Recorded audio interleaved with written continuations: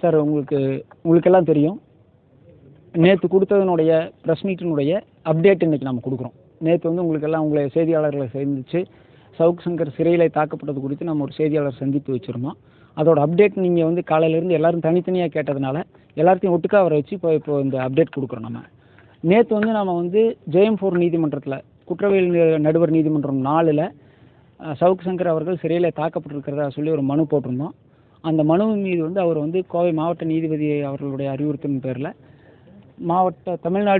மாவட்ட சட்ட ஆணைகள் லீகல் எய்டு கொடுத்துருக்காங்க. மாவட்ட லீகல் எய்டுக்கு வந்து கோயம்புத்தூர் டிஸ்ட்ரிக்ட் லீகல் எய்டுக்கு அதை ஃபார்வேர்டு பண்ணியிருந்தாங்க. அதை பேஸ் பண்ணி லீகல் எய்டு சார்பாக senior counsel defence senior counsel plus 2 members இன்றைக்கி வந்து அலாங் வித் 2 டாக்டர்ஸ் 2 டாக்டர் கூட senior counsel 2 members of DLA along with 2 doctors வந்து இன்றைக்கி சவுக் சங்கரை மீட் பண்ணியிருந்தாங்க. மீட் பண்ணி அவருடைய உடல்நிலை குறித்தும் அவருடைய ஸ்டேட்மெண்ட் குறித்தும் அவங்க வந்து வாக்குமூலம் பெற்றிருக்காங்க.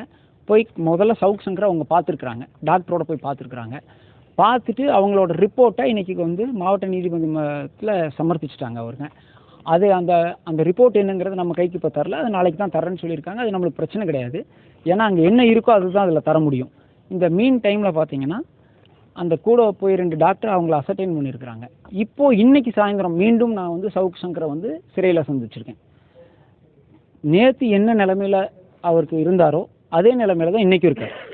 இது வரைக்கும் அவருக்கான மருத்துவ உதவிகள் எதுவுமே வழங்கப்படலை.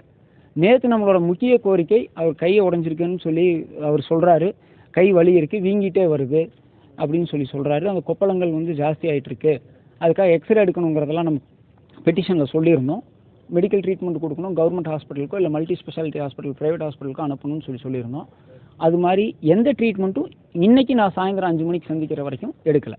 திருப்பியும் பெயின் கில்லர் டேப்லெட் கொடுத்துட்டு இருந்தாங்க. இப்போ அதை வந்து ஃப்ளூயிடாக போடுறாங்க, ஐவியாக போடுறாங்க. ஆக்சுவலி நேற்று வரைக்கும் டேப்லெட்ஸ் கொடுத்துட்டு இருந்தாங்க, இன்றைக்கி வந்து ஆன்டிபயாட்டிக்கை ஃப்ளூயிடாக போட்டுட்ருக்காங்க. இதுதான் இப்போதைக்கு அவருடைய சுச்சுவேஷன்.